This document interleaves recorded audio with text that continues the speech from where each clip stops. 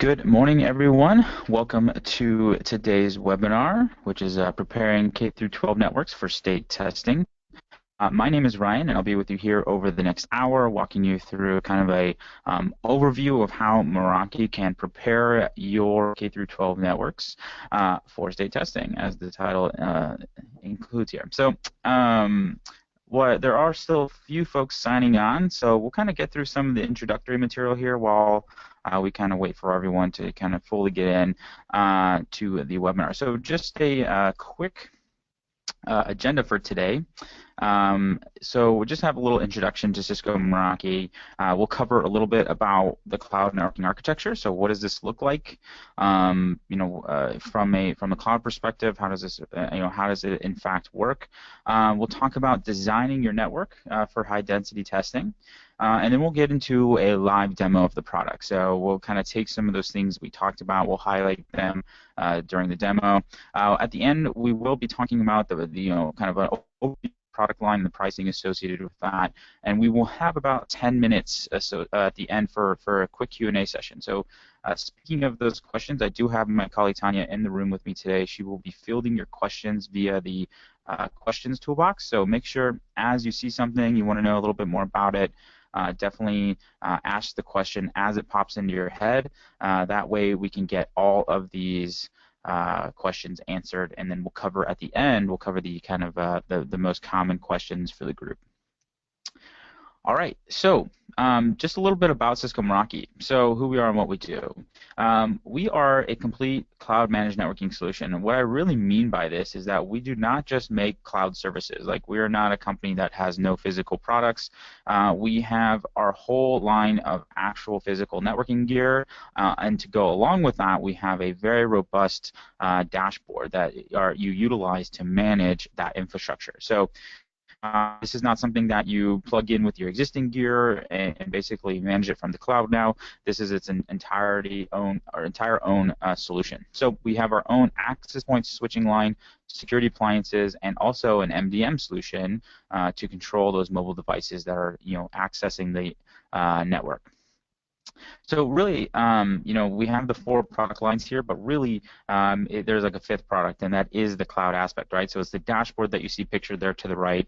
It's the cloud services that back that up, right? That make it, when you log into the website to manage your infrastructure, it's as seamless as if you were managing it plugged in locally, right? This approach to cloud managed networking has really led us to be a leader in this new type of technology, right? From the very beginning, we were designed with cloud management in mind. So at no point in our history did Meraki devices ever have a local management interface, right? It was all managed from the very beginning. So you'll find that approach has led the product to be very organic, right? Like, this is not something that was bolted on kind of as the market moved towards cloud computing, right? This is something that was designed for the ground up. We're still growing at over 100% growth rate. There's tens of millions of devices connected to our back-end infrastructure. And we also has been recognized for innovation by several of kind of the leading players in the field there. So we're also trusted by thousands of K through 12 campuses. So these are just some examples. A lot of these are obviously, you may not know them, but they are local school districts spread out around the country. So maybe you'll be able to pick out 1 or 2 on here that you do recognize. But essentially, we have a dedicated public sector team that is very, very good at what they do. This product really fits this demographic. So if you're ever interested and you ever want to know kind of the other schools and how they've implemented the Meraki solution, we do have several demo networks that we can show you, of several customer references that we could get to you as well. All right, so let's just talk a little bit about how this works, right? So, what does it mean to be cloud managed? What are the kind of details of this? So, this is about as simple diagram as we could come up with to kind of highlight how Meraki works. So essentially, you have the cloud, and you have the devices that you deploy on site. Okay, so that's the wireless access point pictured there, and you can deploy these at one site. You can deploy these at multiple sites. So we know that a lot of school districts, so obviously, it wouldn't be called a district unless it had multiple schools, right? So you're going to be managing infrastructure from several different locations. So essentially, as you deploy Meraki devices to each one of these locations, all of those devices create a secure tunnel back to infrastructure. Okay, so the cloud then aggregates that data and basically summarizes it in the Meraki dashboard. So one easy to use single pane of glass management and analytic tool. Now, over the secure interface, we'll pass a couple things. The first thing here is it will just pass management data. Okay, so what's included in management data? That includes like any changes to the configuration, right? So if you log into the dashboard, and you make a new firewall rule, or you make a new SSID on your access points, that configuration change now gets pushed down to the devices over the secure interface.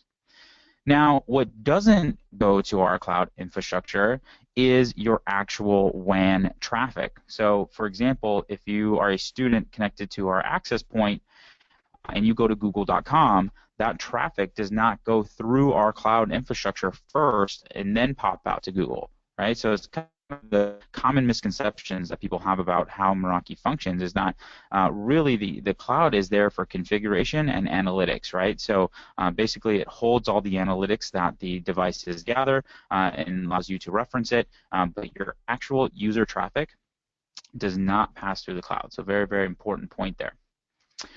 Some other aspects of our cloud system. So it's extremely scalable, right? So when you're talking about managing a large-scale wireless deployment, right? If you have a school that has 500 to 600 students in it, which is a pretty large school, right? You're going to be talking about managing several different access points, right?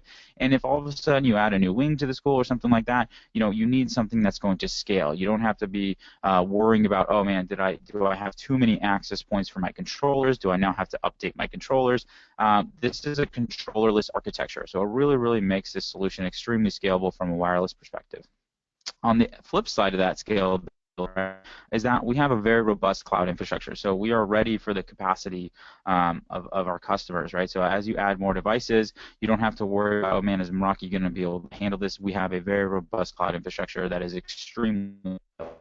So with that in mind, it's very, very easy to add devices to the dashboard or even entire new locations with just a few clicks. Now, speaking of this cloud infrastructure, right, we have multiple data centers that house your information, right? So you have several here in the U.S. that you could fail over to. So even if we, for some reason, on one of our data centers had a problem, you will seamlessly be able to move and connect to a different data center.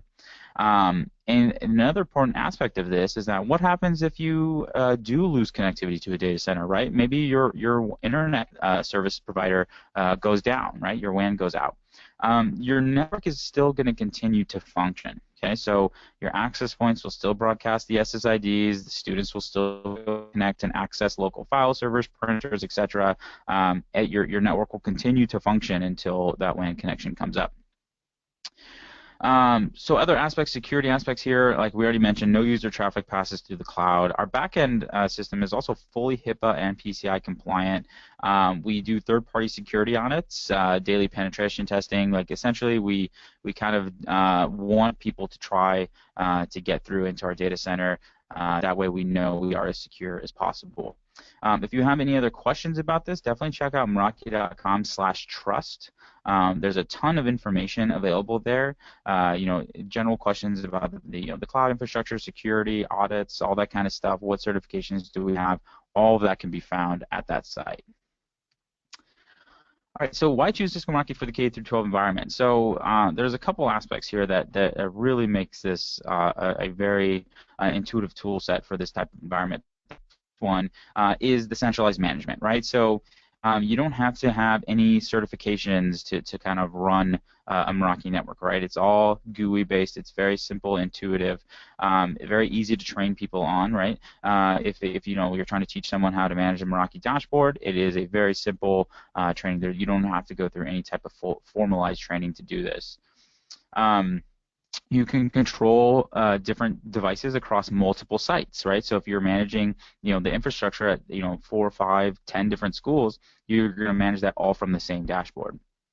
So that really gets in the flexibility for distributed schools, right? So, a lot of times the IT staff might be centralized at one kind of main school, but still need to support other schools in the district. So things that allow you to troubleshoot remotely, things like packet capture, cable testing on our switches, allow you to really dig in and do as much troubleshooting as possible remotely.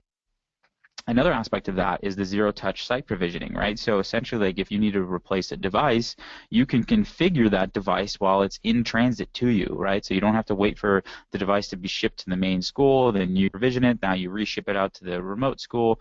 You can drop ship those to the actual location where they're going, configure it from the dashboard, and by the time someone plugs it into the internet, it'll know exactly what configuration it needs to fetch. The last one here is really the level of visibility and control that you're going to have over the network is unprecedented. So basically, as users connect to the network, we fingerprint them. We know kind of here's the host name of the device, here's the MAC address, here's the IP address, here's what type of operating system. We can see what applications they're using, and then take really granular controls over those applications and say, Facebook traffic is blocked, and Netflix traffic is blocked, and YouTube is throttled down to 500 kilobits a second or whatever it is, right? So you can also do SIPA compliant content filtering and security filtering to really make sure that those other aspects of security are as secure as possible. All right, so let's get into a little bit about the testing environment, right? So these are just kind of some common core and high density testing requirements. So the first, obviously, part of this is that you have to have the devices, right? So a lot of times these are done on maybe iOS devices or MacBooks or Chromebooks. So you got to have the devices, and you got to be able to make sure that those are approved, an approved operating system on your testing devices. And this is where we'll get a little bit into kind of how Systems Manager plays in with this. The second part of this is a robust infrastructure, right? So you need to have extremely reliable Wi-Fi coverage that basically can handle all the students connecting to it at once, right? And that's where Meraki can come in and provide that high-density environment. Obviously, on-site logistics, having enough ports and having enough bandwidth with your internet service provider, and being able to basically store all these devices when they're done. Obviously, those are on-site logistics that are worked out at the school district. And finally, you need to be able to train the administrators on how to utilize these resources during the tests, right? So basically, staff that's trained to administer the testing applications, and also IT staff that's available to troubleshoot any wireless issues or any network performance issues that do pop up. So when we talk about what are the kind of limitations here, what are the challenges when trying to deploy this type of network, right? The first one is allowing all of these students to connect simultaneously, right? Like there's not really another scenario that I can think of right now where you're going to have thousands of devices all of a sudden trying to connect to a network, right? Generally, these things happen over time, like over an hour, you might 20, 30 new connections, and you can kind of slowly roll those out. Well, with this type of thing, you expect that all of these devices are going to fire up, and they're all going to want to connect to the network right now, right? Restricting student access to certain websites to prevent cheating, right? You need to be able to say, hey, you only have access to this one resource, everything else is blocked. Also, managing those devices, right? So how do you make sure that they're imaged properly, that they have the right software version, that they have the updated operating system, etc., right? And then finally, locking down the devices, without impacting other devices. So you can't just lock down the entire network. You need to lock down a select group of devices, right? Staff need to still be able to work during the testing. They need to be able to get access to the internet, to their mail, etc. You can't just lock down your entire network. So you need to be able to have some objectivity and say that these rules are only applying to these particular clients. All right, so let's cover a couple of steps here. So designing your network for high-density testing in just 5 steps. So this is going to be a little bit of an overview into these, and then we'll kind of dive a little bit more specifically into some of these features during the actual demo. So this is going to be just kind of a high-level introduction to them. So first one here, segmenting the devices in your network. So we often do recommend having multiple SSIDs, right? So essentially you will put up your own wireless network that's going to be used for the testing devices. And essentially within that network you can control what devices are going to have access to what, right? So the first part of this, tagging devices, right? So you'll be able to tag the devices in the client list. You'll be able to apply group policies to those particular clients to basically make sure that as they connect, the only network they can connect to is the one that you specified, and also two, that once they do connect, you have rules in place to limit what they have access to. Second one is obviously configuring new devices. So with Systems Manager, there's some great tools available for this. So if you're using an iOS environment, Apple has a program called the DEP program. So many of you are most likely familiar with this. This is very, very common for education environments, but it's called DEP. And essentially what this does is that out of the box, it allows Systems Manager to enroll those iPads. And when I say out of the box, I mean the iPads are still shrink wrapped, right? And as they are powered up and they activate with Apple, Apple will tell them to enroll themselves into our Systems Manager network. Okay, I should say your Systems Manager network. And that way, this is a great way because out of the box, like I said, they'll take down all their settings, take all the apps you want pushed. It's really like you set this up once, and now you push them out to the field, and now they take that configuration. Now, another cool aspect of that is if those iPads ever grow legs, wander away, even if tries to reset the device or wipe it to basically, get off any policies and management aspects of it. As soon as it boots back up, activates with Apple, it re-enrolls in your Systems Manager network, and you have complete control over it again. So it really is a great way to always have control over those devices you purchase there. We also have Apple's VPP integration, so a lot of acronyms here, but this is called the Volume Purchase Program, so essentially allows you to purchase apps or purchase licenses for apps such that you don't have to have students basically, log in with their own Apple IDs and, download the app and all that kind of stuff, right? So it allows you to basically purchase those licenses in bulk if it is a paid app. Even for free apps, you can get licenses for those free apps through VPP. And now you can actually, with iOS 9, silently push these down to the devices in the background. The devices do not have to have an Apple ID on them to take that application. Also enforcing HIPAA compliant security, and then finally here, preventing the removal of the profile. You can't have a student doing, say, testing and now going into the settings and trying to remove the management profile so that they can get access to other apps or other parts of the network, right? Next one here. So the network consideration. So your network environment, right? You need to make sure that you have, fairness for equal client bandwidth distribution. So essentially, being able to basically limit the bandwidth any particular client is consuming, in both on a per client or per SSID basis. You need a seamless roaming environment. So when we say there's kind of two types of roaming, right? There's seamless, meaning that you can't have any coverage gaps, in terms of your wireless coverage, right? As these devices move from location to location, they need to be able to stay connected to the network seamlessly, and also when they do roaming as fast as possible. Channel saturation. So when you start adding in more and more access points to an environment, right, you start to get congestion, right? So you have more devices over the wireless spectrum, and you need to make sure that you have an optimized channel plan and also an optimized power plan so that APs aren't kind of interfering with each other. So we have a great tool built into the access points called RORF optimization. So every one of our access points has a third radio built into it. That third radio is used for a couple of things. The first one is for security purposes. We'll get a little bit more into that here in the next few slides and in the demo.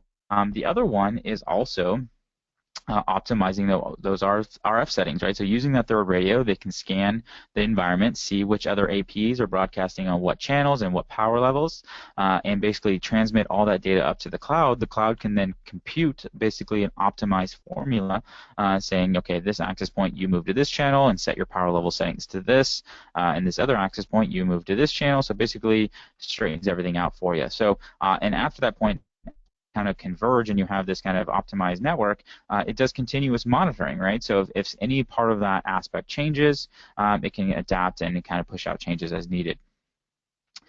Layer 7 awareness, so right, this is going back to having awareness in terms of what applications are in use and being able to prioritize those applications and also traffic shaping. So this is all based on deep packet inspection and how we categorize how those applications are listed.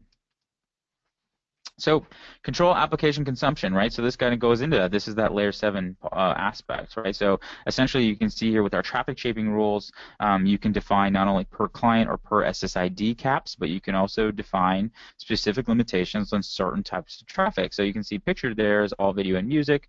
So anything that falls into that category as an application and gets throttled down to 500 kilobytes. So this is a great way to make sure this is, again, quality service for each device.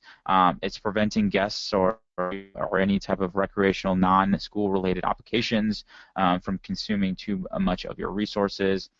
You can also use traffic shaping to prioritize state testing apps and devices, right? So you can make sure that they have kind of the clearest path possible on the network. You can maximize WAN links with web caching, restricting access to certain websites, obviously, with not only our content filtering but our application firewall. And finally here, network reliability, right? So you need a network that is going to be as robust as possible, and there's a couple aspects to this, right? So first of all, obviously, everyone has, at this point, hardware manufacturing is pretty advanced, right? Like everyone has pretty reliable hardware. You're not going to have something that's going to short out and die on you in the middle of a test, right? So when it comes down to network reliability, there's a couple things. You really need to make sure that you have redundant WAN. Right, so you need to make sure that you have multiple ISPs such that you can fail over from one to another in the event that your ISP goes down. Right, so this will allow, by doing that, you can guarantee a large increase in uptime. Building a resilient switching network, right? So when we say building a resilient switching network, you try to design for a couple things, right? The first one is like, what happens if one switch dies? If one switch dies, you can't have your entire network going down, right? So you need to have resilient infrastructure in that case, right? And switches die, from numerous things, right? You could have a power surge or something, a lot of things that you can't control. So you need to make sure that you have a robust environment there. The other part of this is cable failure, right? Someone goes into the closet and rubs up against the switch and the cable comes loose, or somewhere in the school they're working on something and cut a cable. You need to have resiliency and that physical redundancy with your layer 1 connections. And here's the part about the identify, spoofing, and attacking, right? So this is a type of wireless protection, right? So this is also what that third security radio is used for. So essentially, like if someone is trying to basically send a broadcast storm, or basically trying to spoof your SSID to basically mess around with the wireless network, or maybe bring in their own wireless access point to plug in somewhere in the classroom so they can connect to that, we can detect those types of threats to the network security and automatically contain them. All right, so with that, let's get out of PowerPoint here and let's dive into a live network demo. So I'm going to go over here, and I did get timed out. Okay, so let's go ahead and log back into the dashboard. So I'm just going to log in here, and we're going to take a look today at Meraki Corp. And this is what we refer to as our Meraki Corp is what we call kind of our corporate headquarters here. So this is our organization that you're seeing here. So you're seeing our different locations. So we have a Sydney office, we have a San Francisco headquarters, obviously, and we have a London office. So these other guys here, these are teleworkers that kind of remote in. Now, this map is really meant to be a summary of kind of the health of each of those infrastructures. So while you may not have as a geographically dispersed organization as we do, you might be all within one county or one state, right? But you can see kind of how this view allows you to kind of take in the health of that entire infrastructure at a glance. Right? So obviously you have to bear with me because we do have a pretty complicated network here, right? We have a lot of different services that we're connecting to. We have a lot of different remote access employees. We have a full disaster recovery scenario here where if our office goes down, our entire support team, has devices at home. Those are the Z1s that you see here. So, we have a pretty large network, but I want to highlight a couple of the key features that I think are going to be applicable for, someone managing a distributed kind of school infrastructure, right? So the first one, of course, is identifying any outages, right? if we expand this out, we can see all the different networks, and we can see a roll-up of the health. So this Meraki SF1, we have 11 offline devices. That's pretty typical for us. Like, we're always replacing switches or messing around with something, testing out new things. We like to obviously use the products we sell, and we're always changing around our network configuration. But you can see here that there's a summary that a summarized network health, right, where you can see over the last week we have been green for this entire period of time, so everything's been up and running. We can see usage information. So you can see across each of your different school districts, or sorry, schools within the district, you can see which ones have the most amount of usage or the largest number of clients. These are all things that can be viewed on a network by network basis. So you might be wondering what I'm talking about when I say network and organization, right? So think of the organization would be your district's name. Okay. Now, networks within that organization would be individual schools within the district, right? So you can see here's our San Francisco network, here's our London network, here's our state network, and then of course we have other miscellaneous ones, right? But the core part of this is that you would have basically a different network for each one of your physical locations. Now, today I'll actually be taking you through our San Francisco office. Okay, so we're going to cover each of the products today. So we're going to start at the security appliance, and we're going to kind of highlight those things that we're talking about when you're designing a resilient network. And then we're going to finish up with Systems Manager. So how do you manage those devices? We'll give you a couple of key things to take a peek at there. But essentially, we're going to kind of step down in that fashion. So let's start over here on the appliance status page. So this is the security appliance. This is basically where your internet circuits terminate into. And this is actually, I was going to X this out, but I actually will highlight here real quick. Part of the Meraki solution, right, is making sure that devices are always up to date. Okay, so if you have been looking at the news in terms of kind of recent things that have come out in terms of security exploits and whatnot, there's been a couple common ones. I won't say kind of what companies were impacted or anything like that, but what I will tell you is that the vulnerabilities that were discovered were not in those companies' latest version of firmware. They were in previous versions of firmware. The companies had fixed those security risks, and the only reason that they had customers that were exposed to the security risk is because the customers did not keep their networks up to date. Okay, so obviously being able to manage the firmware update process, make that as easy as possible, will of course encourage administrators to basically roll out those changes to their dashboard, right? So you'll see here this big green banner at the top. This is a great use case, right? So essentially what we've done is we've scheduled a firmware update for you, right? So we say, hey, you have a firmware update on February 27th between 1 a.m. and 3 a.m. Basically, it will receive an upgrade to the new firmware. Here's the new firmware changes that you could expect. And basically, like, if you have any questions about this, give us a call. If you want to change this, you can basically reschedule the upgrade. You can do it now, however you want to manage it. But essentially, we're trying to encourage you to do the update, not only for the new features, but also, like you see here, security improvements, right? You want to make sure these are always up to date. So with just a few clicks here, you can upgrade your entire infrastructure, right? So making this as seamless and easy as possible really encourages folks to stay up to date with those security updates. All right, so let's get into the actual security appliance here. So every single one of our devices has a management page here. I call this the node detail page. So essentially, this is where you can kind of see the health of the entire infrastructure. So we can see IP address information, we can see connectivity history, we have a GUI showing us what ports are in use, and we have also a live tools section. So this can be used to kind of check on different network components. Like, here's all of our internet traffic going out right now. We can see DHCP leases, run some ping tests. But think of this as a troubleshooting tool, right? What if you are at location A in the school district, you're trying to troubleshoot an issue at location B? You don't have to be on or at location B to run that test, right? You can actually run some ping tests from here. You can run some trace routing tools. You can do DNS lookups, run a throughput test, reboot the device. All that can be done remotely.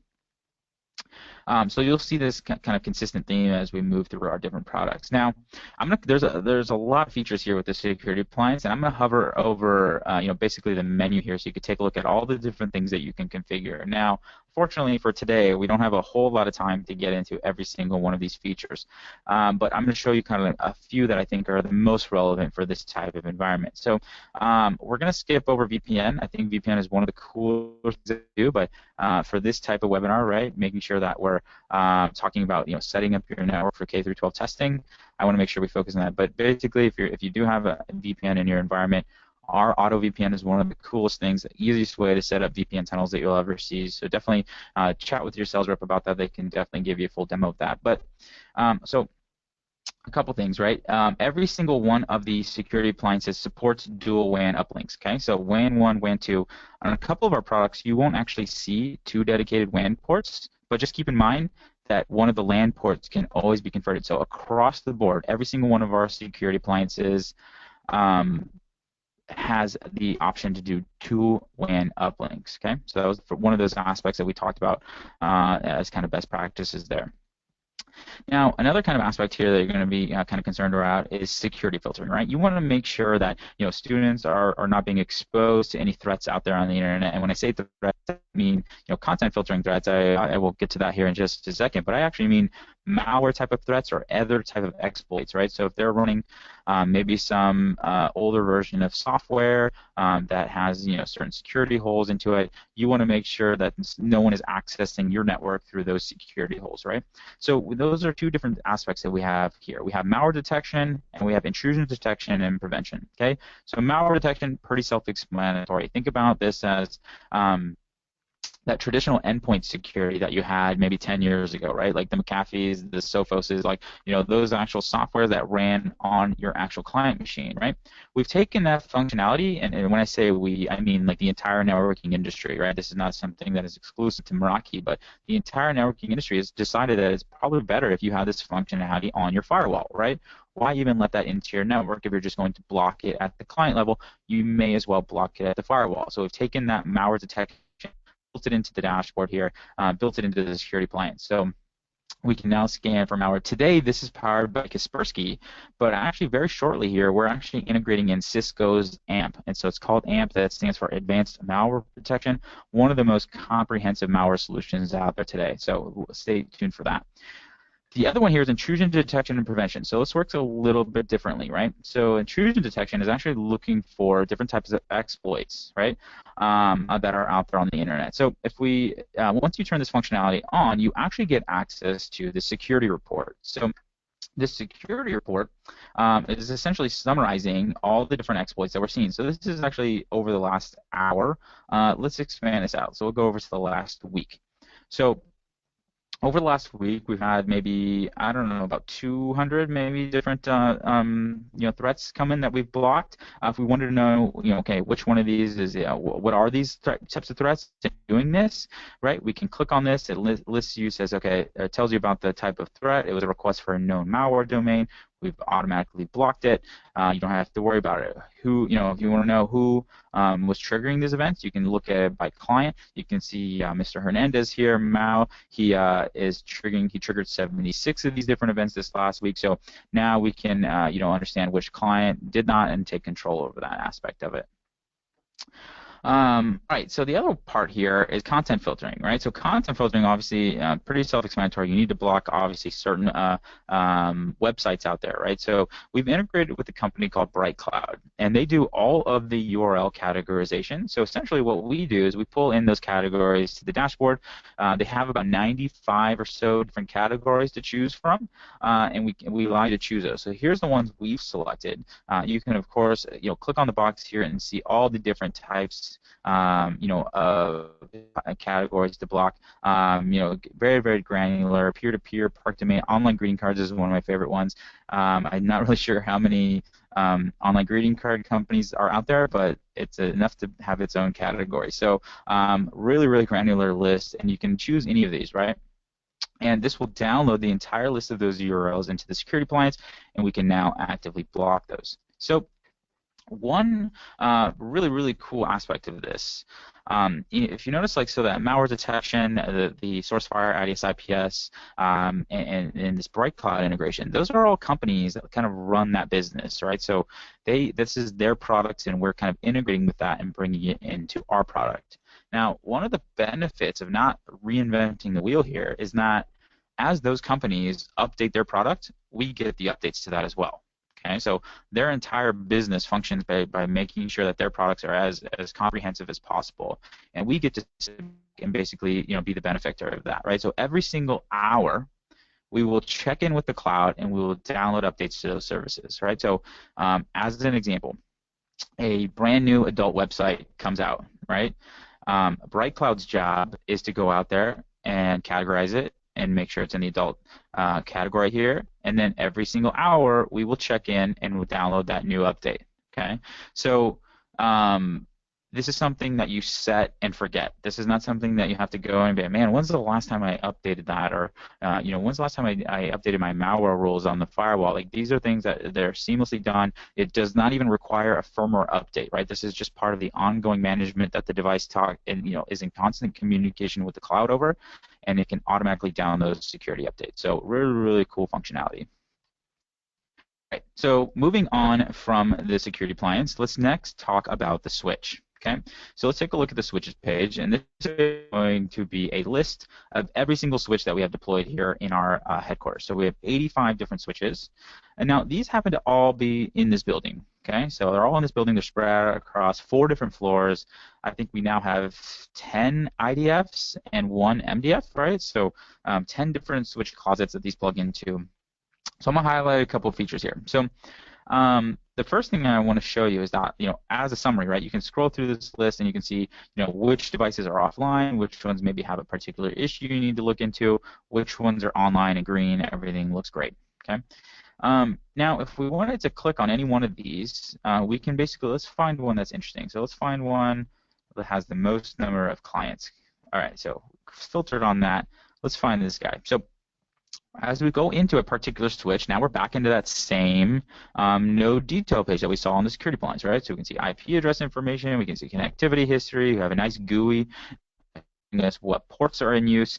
We have a new set of live tools, including the same kind of ping test. We also have a cable test, right? So we have a cable test that will actually allow us to kind of run, a layer 1 test to basically make sure we don't have any kinks or terminated connections or anything like that, right? So we can run these cable tests. This is a pretty simple thing to do. You just type in the port that you want to run the test on. This goes out, does a continuity test. It also checks for, signal degradation, like such as crosstalk and whatnot. So really nifty tool. You don't even have to leave your desk to kind of get out there and run a test. So you can see this is all the pairs are good here. This is obviously going through some intermediate kind of run because it's over 100 meters long, but we can see that all the pairs look good there. So other things, we can cycle power on the port, right? So what if you have like IP cameras or IP phones or something like that? You can bounce power on the port, which essentially causes the device to reboot. You can do wake messaging, reboot the switch, all of the great things that you would want to do remotely here. Now, when it comes to configuring a switch, right? So a lot of times that you're going to want to basically have switches that behave similar to other switches, right? So a lot of times you're going to have almost the same exact configuration, or maybe all the switches in one closet have a certain types of configuration, right? So let's talk about doing bulk changes, right? So today's like kind of on-prem world, right, or non-cloud managed world, if you want to make change to a switch, you got to go plug into it. A lot of times now it's command line or a web interface. You're changing maybe an interface at a time, and there's not really a great way to kind of do this across multiple switches, right? So that's where we come in, and we've built this functionality called virtual stacking. Okay, so let me kind of break down what this is. So since the cloud is your management interface into every single device, there's no reason why we can't have a tool in the cloud that allows us to manipulate ports across multiple switches all at once. Okay, so this page here, it's loading all about 30, I think it's about 3,800, so yeah, 3854 switch ports, right? So we have 3,800 ports spread out across 85 different switches. Okay, so let's take a look at like how we would bulk configure something. So I'm going to give you an example. I'm going to say I'm going to configure ports 10 and 11. Okay, so those are my special ports. Maybe I'm plugging in, these are my cable runs to classrooms, or I'm plugging in new IP cameras, or whatever it is, right? So I've done the search. Now this is every single port 10 and 11. So it's showing me 162 different switch ports, right? If I want to modify all of these, all I have to do is check them all here and click Edit. Okay. So again, I'm updating 2 ports across 85 different switches. Okay. All at once. So I can go through here and say this is a certain type of schedule, or here's my access policy, or this is an access port on VLAN 100 with the voice VLAN advertisement, or this is a trunk port. Whatever it is, I'm modifying 162 ports, 2 ports across each switch, and I click update, and that change gets pushed out seamlessly to all of them. Right? So very seamless, intuitive tools here to manage a really large switch infrastructure. Other useful tools here is searching, right? So you'll notice here that we have a CDP LDP column. Okay, so this is essentially a network discovery protocol, basically showing you, okay, if there's another device plugged in there, another networking device, I can show you what that device is. So let's, for example, we have a short telephone system internally here, and I apologize that that's not a Cisco phone system. This is kind of left over from when we were just Meraki, but we have a short telephone system. So if I want to see every single port that's running a short telephone, what I do, I search for ShoreTel. And the reason I do that is because ShoreTel actually sends in their advertisement that they're a short telephone. So now, by searching for ShoreTel, I can see every single port across my entire switch infrastructure that has a phone plugged into it, right? This is extremely powerful, right? This type of visibility across all of your switches is very, very unique to Meraki. So this is really cool stuff. One other aspect of the switches that I think just find very, very cool is the topology page. And I want to show you that in just a second, but before we get into that, because that'll be the last thing I show you on the switch here, I do just want to cover a couple other things here. So one, we do now have stackable switches, so physical stacking switches. So switches that connect together with QSFP ports, they have 160 gigs of throughput between them. We now have those as part of our portfolio, very seamless to integrate. Actually highlight how we use those on the topology page.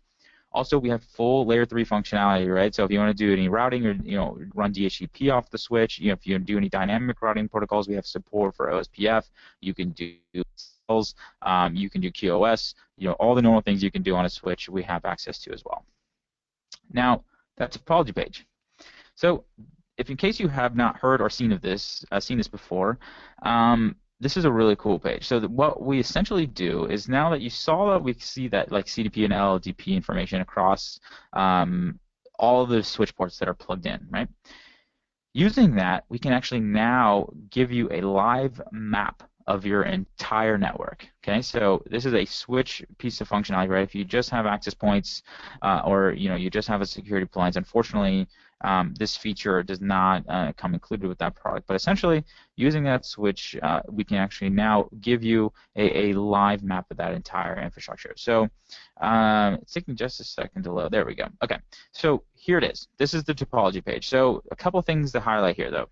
First of all, these devices are not arbitrarily green. I mean, they're green because they're online, and that means that this map is also showing you the live network status. Okay, you can see at the top here, got 177 that are online, 3 that are alerting, and 2 that are offline. If you click on these, you can now, it filters out, so it'll kind of highlight where exactly they are. It looks like they're right there, right?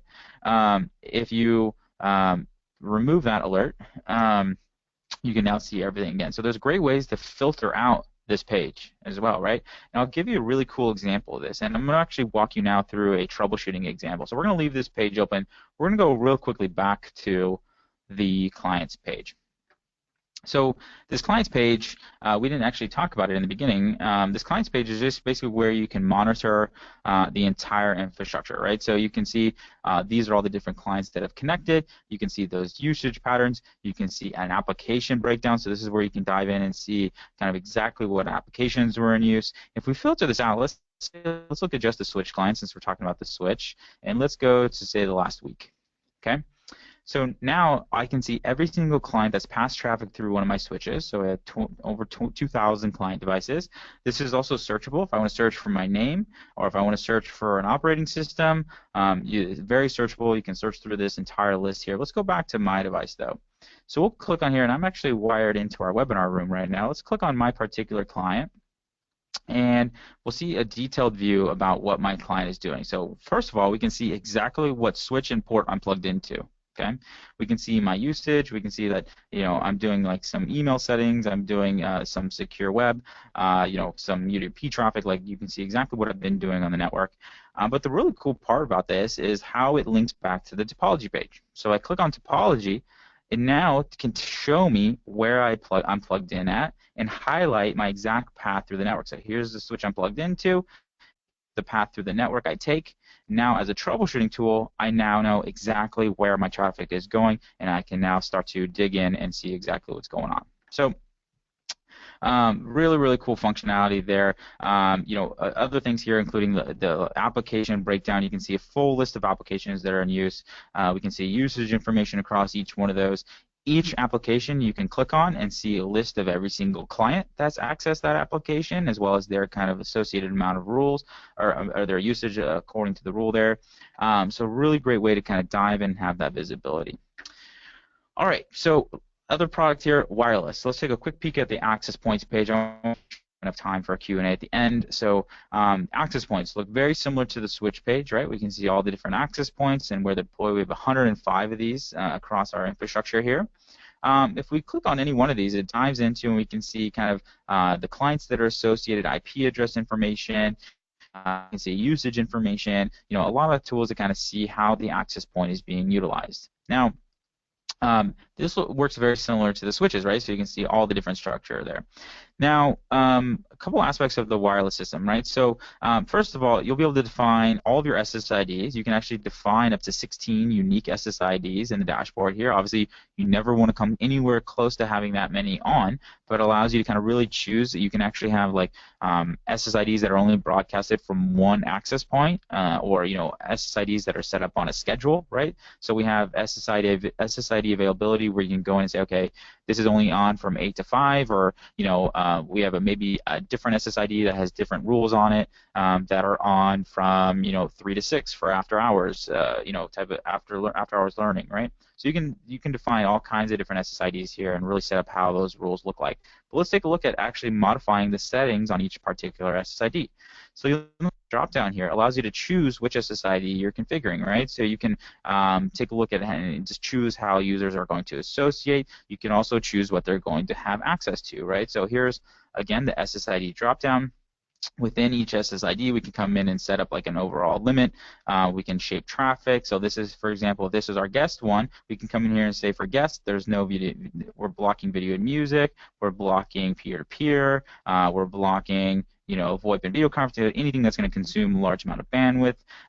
We can also cap out that SSID. We can put on some traffic shaping rules here to come in and say, file sharing or, is limited down to, 500 kilobits down, 100 kilobits per second up, or, add in whatever else we like. So you can see here, I'm pointing and clicking, fairly quickly through this, but it's very, very intuitive. It's all GUI based. All of the rule sets for these are all maintained by Meraki, so you never have to worry about, oh man, there's a new video service, right? Meraki will categorize that and help you automatically fall into this category, right?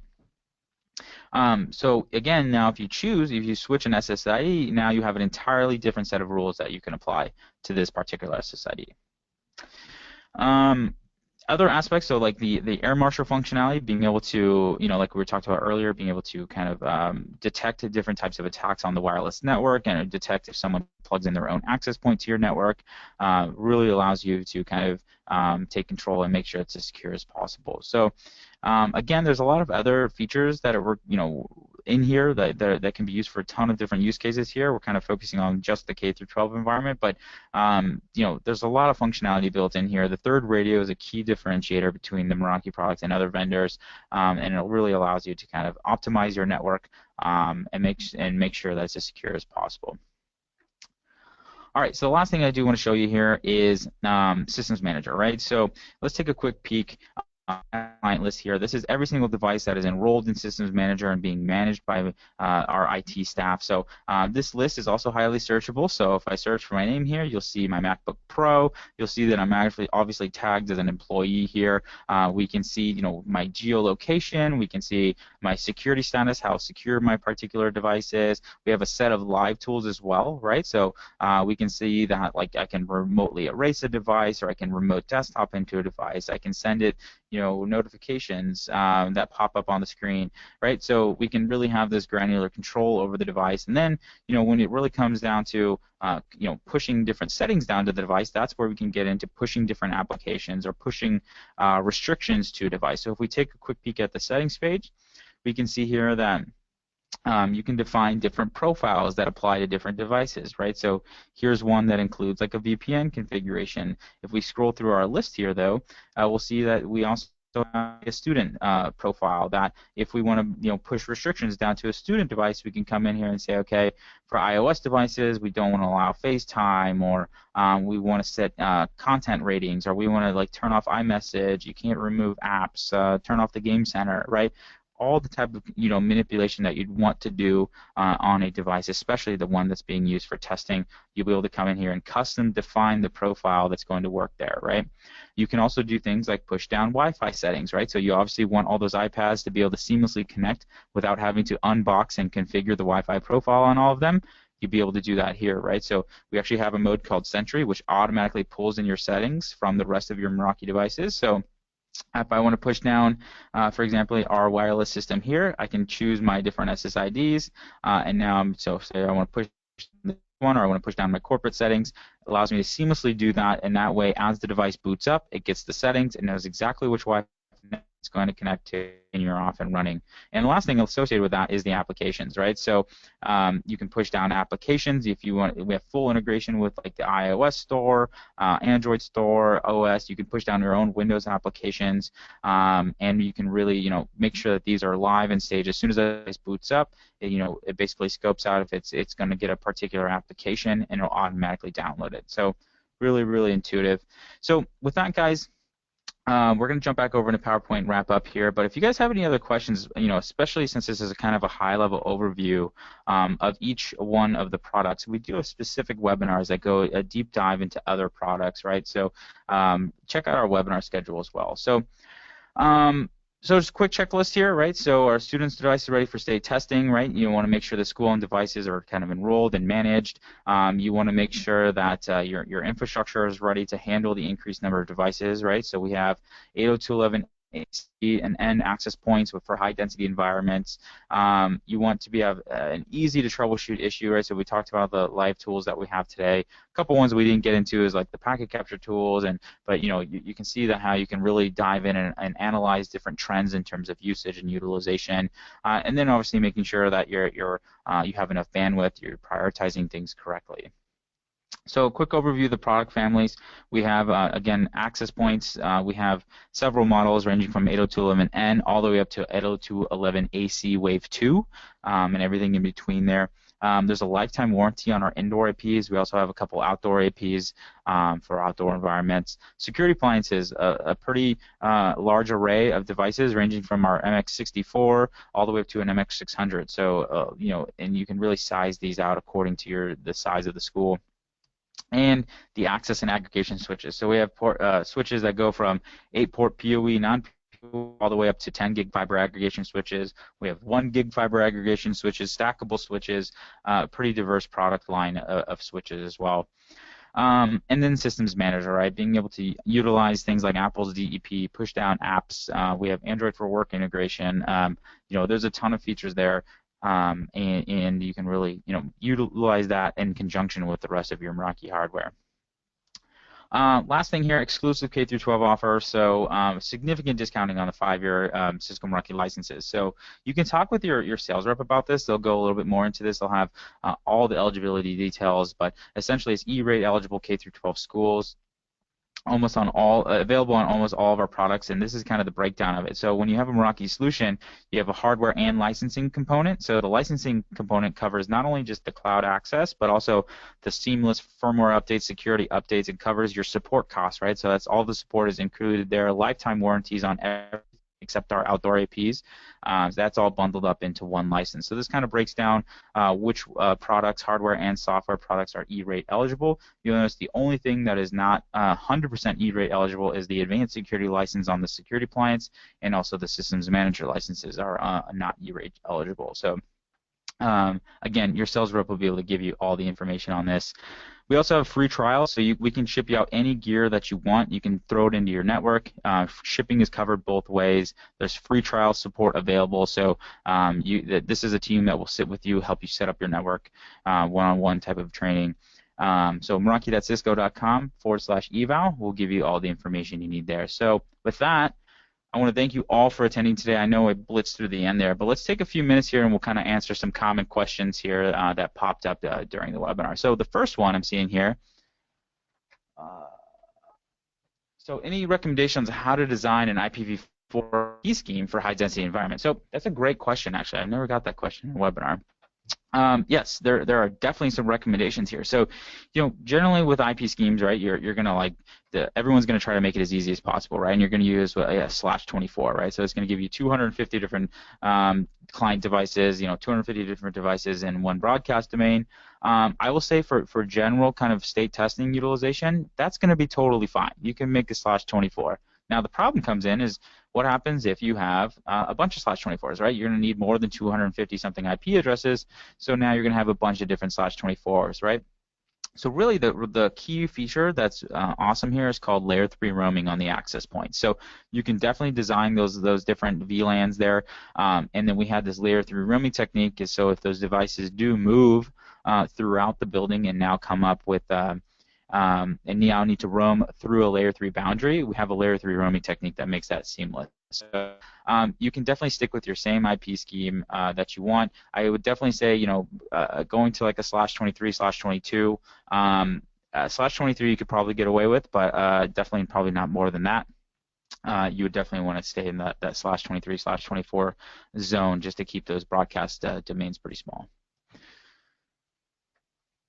Another question was, if we want content filtering and malware detection, do we need an MX? And yes, the answer to that is absolutely, right? So those are functionalities that are built into the security appliance. So yeah, those can't be done on the access point. The access point does have some content filtering capabilities, but not the robust kind of bright cloud integrated one that we talked about on the security appliance. So basically, the access point can do, some application filtering, right?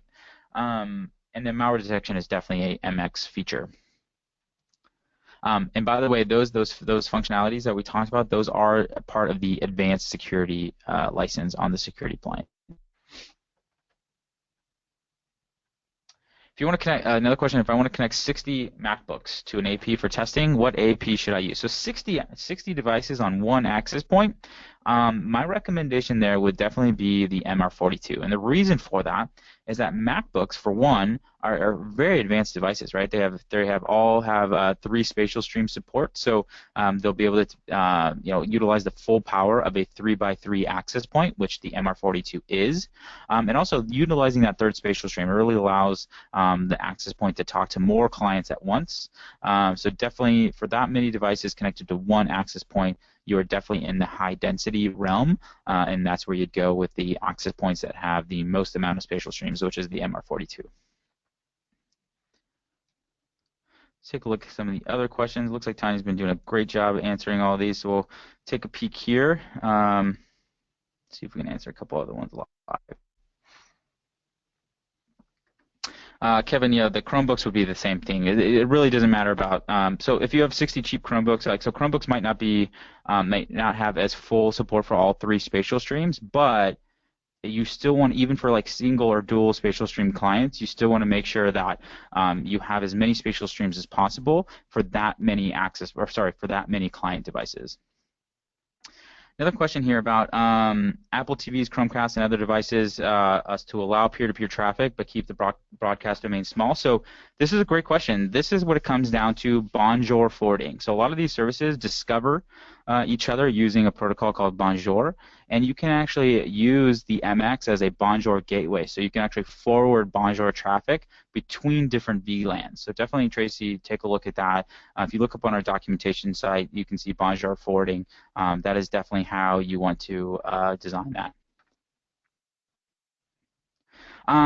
Shelly, there's a question about how many devices should an MR34 support. The number of devices that an access point will support is totally dependent on the environment. So it depends on like how clean the RF environment is. It depends on how much data each client is sending, right? So in general, like you're not going to have any problem connecting 60 devices to an MR34, right? 80 devices is probably getting up there. 80 because now you're talking about 80 devices. If they're all streaming HD Netflix, definitely not.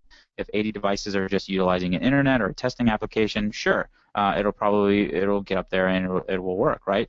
But oftentimes you actually design your wireless network such that that's not going to happen, right? You're going to end up having a wireless network that is designed for 5 gigahertz coverage, and thus you will have a dense enough wireless environment to where in reality you will have like 40 to 50 clients connecting to any particular access point.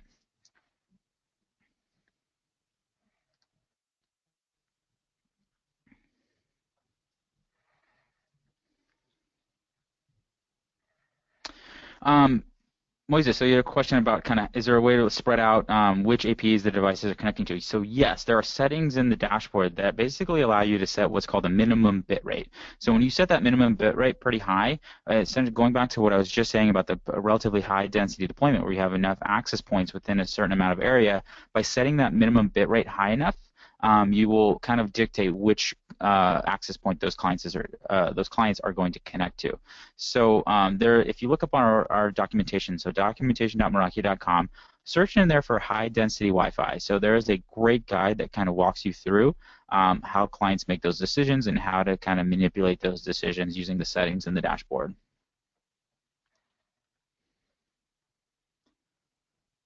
So, folks, unfortunately, it does look like we're out of time. Let's maybe get one more. How does the Meraki MX determine the operating system type? So, operating system type is determined by the information that's part of the header, right? So, there's an agent that gets sent as a part of the header. So the reason why dashboard might incorrectly categorize that sometimes is because sometimes there's like VMs that are running on the machine. So if you have like a Windows VM running inside of a Mac, there might be sending out multiple agents from the device. Sometimes also the different browser vendors will send out different types of agents, and we do catch up with that. So essentially, like if a browser is sending out a different type of agent, we might have an incorrect classification for that. You just let our support team know, and they can work with engineering to make sure that gets updated. So with that, folks, the recording of this will be available at meraki.cisco.com/webinar. So if you missed any part of that, I do talk kind of fast. If you want to kind of play back or something like that, definitely check that out. There'll be a recording available there. And again, thank you all for attending today. Enjoy the rest of your day.